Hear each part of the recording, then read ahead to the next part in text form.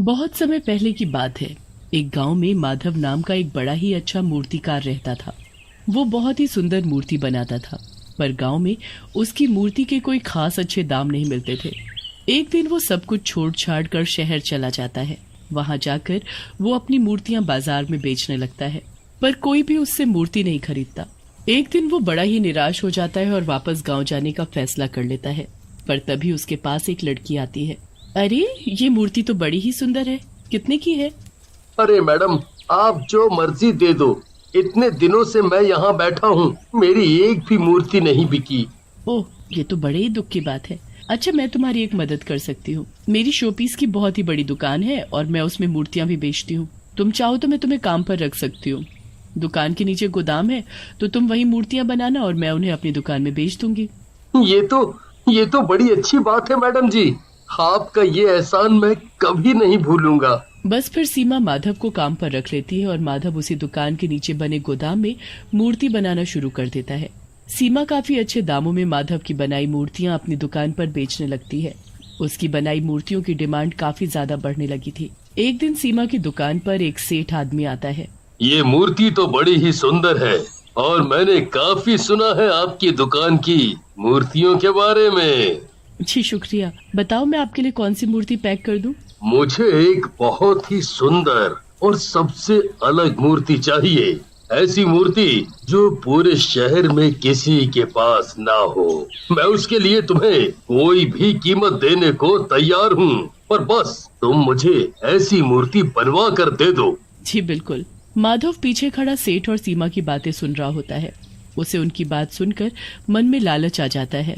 मेरी बनाई मूर्तियाँ मैडम इतने अच्छे दामों में बेच रही हैं। सारी मेहनत मेरी और कमाई ये, मैं ऐसा नहीं होने दूंगा। पर मैं करूं भी तो क्या? शाम को जब सीमा दुकान बंद करके जाने लगती है, तब माधव वहां आकर सीमा से बात करता है। हाँ माधव, बोलो क्या बात है? मैं अब अपनी मूर्तियाँ इतने कम दाम में नहीं बनाऊंगा। कम दाम? मैं तो तुम्हें अच्छे खासे पैसे देती हूँ माधव। नहीं नहीं, मैंने आपकी सारी बातें सुन ली हैं। मुझे आधा मुनाफा चाहिए बस। तुम ऐसे कैसे कर सकते हो? मैंने पहले ही साफ साफ बात की थी। मैंने तुम्हें रहने की जगह दी, काम दिया, और तुम आज ऐसे कर रहे हो। आखिर इस दुकान का किराया, गोदाम का किराया, बिजली का खर्च, सबकी सैलरी और जाने कितने खर्चे निकालने होते हैं मुझे। सीमा अपनी बात बोलकर घर चली जाती है, पर माधव के दिमाग में तो कुछ और ही चल रहा होता है। अगले दिन वो सीमा को कुछ काम के बहाने गोदाम में बुलाता है।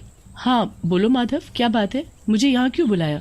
मुझे बहुत अमीर आदमी बनना है और वो तभी होगा जब मैं तुम्हें मार कर इस दुकान पर अपना कब्जा कर लूंगा। सीमा बचने के लिए वहां से भागने लगती है कि तभी माधव पीछे से उसके सर पर हथौड़ा दे मारता है। सीमा उसी वक्त जमीन पर गिर जाती है। उसके सर से खून बहने की वजह से उसी वक्त उसकी मौत हो जाती है। माधव को समझ नहीं आता कि वो सीमा की लाश को कहाँ ठिकाने लगाए।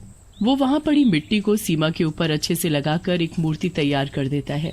वो मूर्ति बेहद ही खूबसूरत बनती है। अरे वाह, क्या मूर्ति बनी है! ऐसी मूर्ति तो मैंने आज तक नहीं बनाई। अब इस मूर्ति को मैं यहीं रखता हूँ। किसी को कभी पता नहीं चलेगा कि वो सीमा मैडम कहाँ गईं।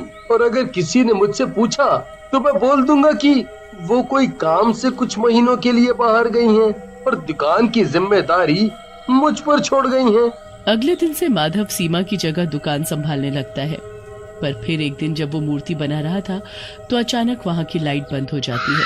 उसके बाद उसे पीछे से किसी के हंसने की आवाज आती है।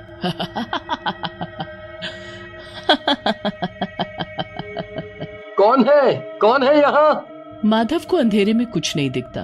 वो अपनी जेब से माचिस निकालता है और एक तिल्ली जलाता है। जैसे ही थोड़ी रोशनी होती है तो उसे मूर्ति की जगह एक चुड़ैल दिखाई देती है। माधव जोर से चिल्लाता है और उसके हाथ से जलती हुई माचिस की तीली छूटकर नीचे गिर जाती है। माधव बहुत डर जाता है और तभी लाइट वापस आ जाती है। अभी तो इस मूर्ति की जगह एक चुड़ैल थी और ये तो वही मूर्ति है जिसमें मैंने सीमा मैडम को बंद किया हुआ है। कहीं ये चुड़ैल तो नहीं बन गई? नहीं, ऐसा कैसे हो सकता है? ये सब मेरा वहम है। माधव घर जाकर सो जाता है। उसके जाने के बाद वो मूर्ति हिलने लगती है और फिर से एक चुड़ैल में बदल जाती है। इससे क्या लगा, ये इसका वहम है। अब मैं आ गई हूँ अपनी मौत का चुड़ैल वहां रखी सारी मूर्तियों को एक एक करके तोड़ देती है। बहुत घमंड हो गया है ना इसे अपनी मूर्तियों पर। अब देखती हूँ कैसे ये अपनी मूर्तियों को मेरी दुकान में बेचेगा। चुड़ैल सारी मूर्तियां तोड़कर वहां से चली जाती है। सुबह जब माधव आता है तो सारे गोदाम में टूटी हुई मूर्तियां देखकर दंग रह जाता है। सभी मूर्तियों के टुकड़े टुकड़े हो रखे थे, पर बस एक ही मूर्ति बिल्कुल सही सलामत खड़ी थी, और वो वही भूतिया मूर्ति थी जिसमें सीमा का शरीर दफन था। ये कैसे हो सकता है? आखिर ये किसका काम है? जरूर रात को यहाँ कोई चोर आया होगा। माधव ऊपर दुकान में जाकर बैठ जाता है। अरे भाई, मैंने 4 दिन पहले एक मूर्ति का ऑर्डर दिया था, तैयार है क्या? वो तो कल रात ही टूट गई, अब क्या करूं? अरे क्या हुआ भाई, कुछ तो बोलो। जी, वो अभी उसमें कुछ काम बाकी है, आप उसे 2 दिन बाद ले जाना। अरे मुझे वो मूर्ति आज ही चाहिए थी। मैंने तुम्हें बताया भी था कि मुझे वो किसी को तोहफे में देनी है। अब वो तैयार नहीं है तो रहने ही दो, मुझे नहीं चाहिए। अरे पर आप रुकिए तो। ग्राहक उसकी बात सुने बिना ही चला जाता है। पूरे दिन ऐसे ना जाने कितने ग्राहक गुस्सा होकर वापस चले जाते हैं। अब माधव के साथ रोज रोज अजीब घटनाएं होने लगती हैं। कभी उसे गोदाम से हंसने की आवाज आती, तो कभी उसे वहाँ कोई लड़की भागती हुई दिखती, और रोज उसकी बनाई मूर्तियां टूटी हुई मिलती। माधव को पूरा यकीन हो जाता है कि उस मूर्ति में ही कुछ है जिसमें उसने सीमा को बंद किया है। फिर शाम को वहाँ वही सेठ आता है जो 1 महीने पहले अपनी मूर्ति का ऑर्डर देकर गया होता है। अरे वो लड़की कहाँ गई? जी, वो तो किसी काम से कुछ महीनों के लिए बाहर गई हुई हैं। मैंने तो उसे एक मूर्ति का ऑर्डर दिया था। मैंने उसे मुंह मांगी कीमत देने को भी कहा था, पर वो तो चली गई। क्यों ना मैं इसे वही मूर्ति दे दूं? इससे मेरा उस मूर्ति से पीछा भी छूट जाएगा और मुझे उसके अच्छे पैसे भी मिल जाएंगे। माधव उस भूतिया मूर्ति को गोदाम से लेकर आता है और सेठ को दिखाता है। सेठ उसे देखता ही रह जाता है।